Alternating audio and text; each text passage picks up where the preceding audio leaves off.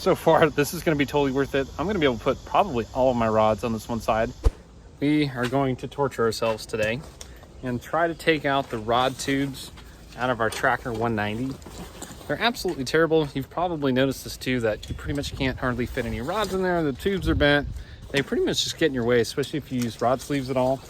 So since it's 8,052 degrees here in North Texas, we're going to see if we can break a sweat and take the rod tubes out. So let's see how this goes. So the first thing we're going to do is pop out the trolling motor tray. That's going to give us access kind of under the deck here to get a look at the back side of the rod tubes. I know there's a couple of fasteners inside here. There's like a plastic plate backed by aluminum, and then there's foam behind it, so it's going to look kind of crappy back there until we're able to cover it out with something. So the first step here is to pull out the trolling motor tray, see if we can break these rod tubes loose, and see if we can't fish them out the front.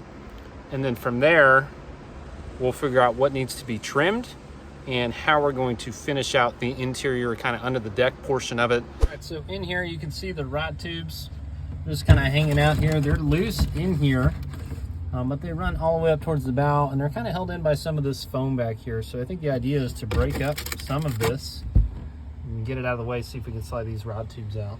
We did take this plastic fascia off. It's 3 Phillips head screws.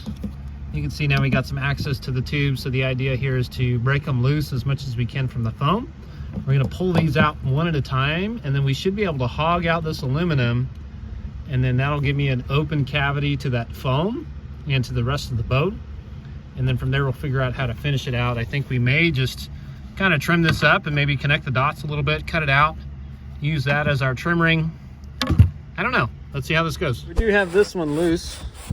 Basically, I just use this kind of pry bar in here to break away some of the foam here. You can see how much fun this is. And we'll be able to slide this tube out like that. And we'll get one out of the way. Only like 1, 2, 3, 4, 5, 6, 7 more to go. Awesome. I got all the rod tubes out. It's taken, I don't know, maybe 15 minutes or so. Once you get 1 or 2 of the tubes out, you can really start to pick it apart pretty quickly and get the rest of them out. However, we're nowhere near being done. We do need to figure out how we want to trim this up, and this is going to be our new opening down in here. Hopefully you can kind of see that with the light. And we got a lot of trim work to do on the foam itself, so let's look at that. So it's kind of a war zone in here. You can see what we're left with. Basically, this is going to be our new interior, so we're going to probably pick off this foam here and at least make it smooth in there. And then we'll have to figure out how to close this out. But for now, I think we can get it going here pretty quick. All right, so we're going to start in the shade actually. What my initial plan is I'm going to connect these 3 dots. So I'm going to hog this out here, and then I'm going to connect these 4 dots and make 2 different ends. What that's going to do is let me maintain these 2 mounting holes. It's going to blow out this one, and I could probably find another spot down here to affix it to. It also gives me a little bit of vertical separation with the rods, so they're not all laying down. I can have a big slot in a triangle down here. I am a professional with the Sawzall, so we're going to start with that, and then we'll smooth it up as needed.